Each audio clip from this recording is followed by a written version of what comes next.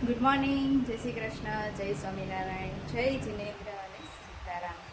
Welcome to our new vlog and welcome to our happy place.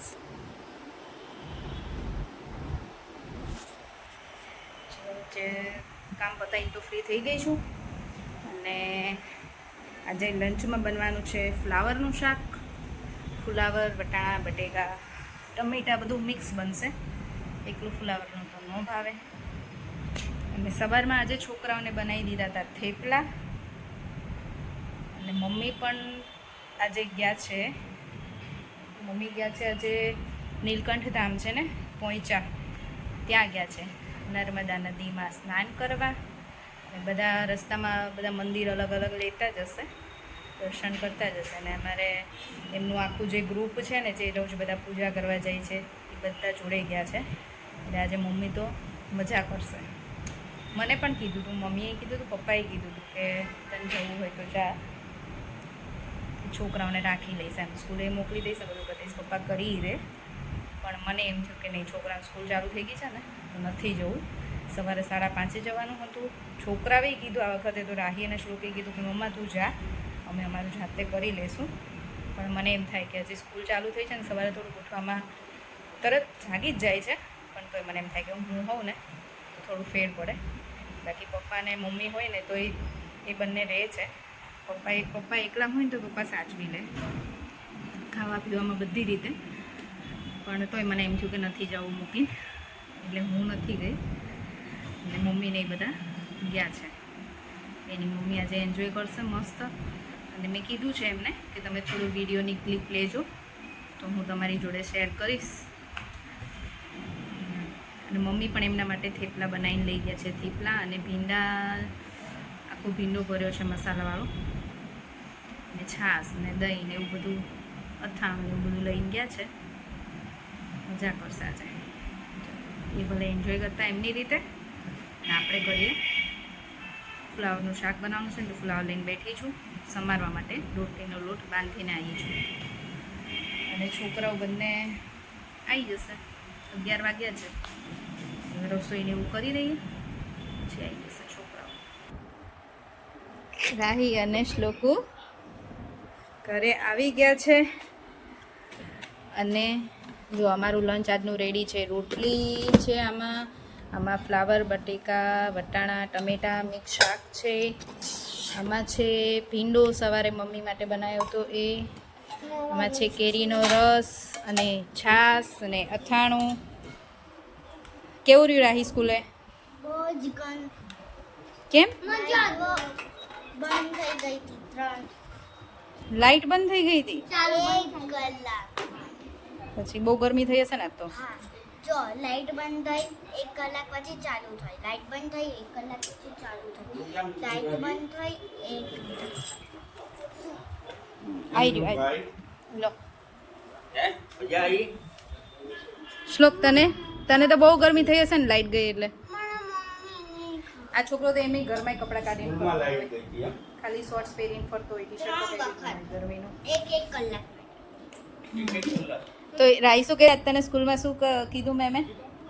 Monitor two class. રાહી ક્લાસની monitor છે, એટલે હવે ક્લાસનું તો આવી બન્યું ને? હે દાદાગીરી કરીશ ને તું? દાદા કે એવું નહીં બનવાનું. રાહી તો ડાઈ છે. શું કોને ખીજાય તો?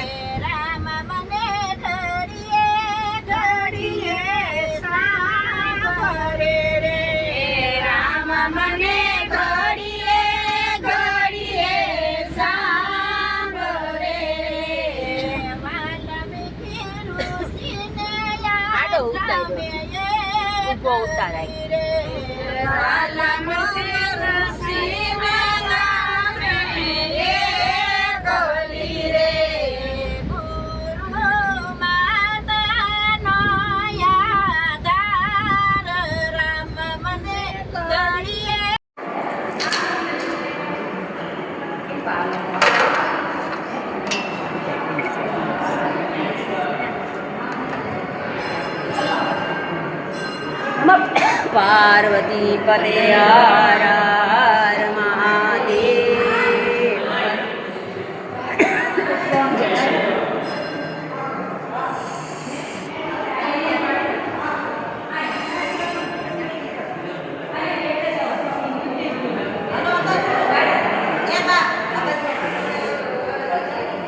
મહાદેવ હર હર હર મહાદેવ.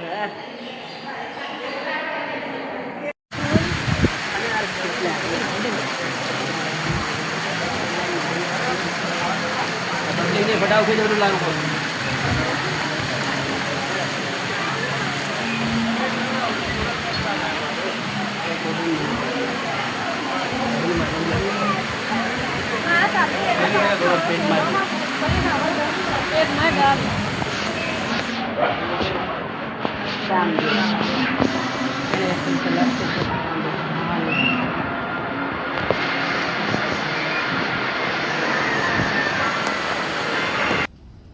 ગટ્ટીઓ છે ને રમે છે એકલો એકલો. મમ્મી યસ બોલો.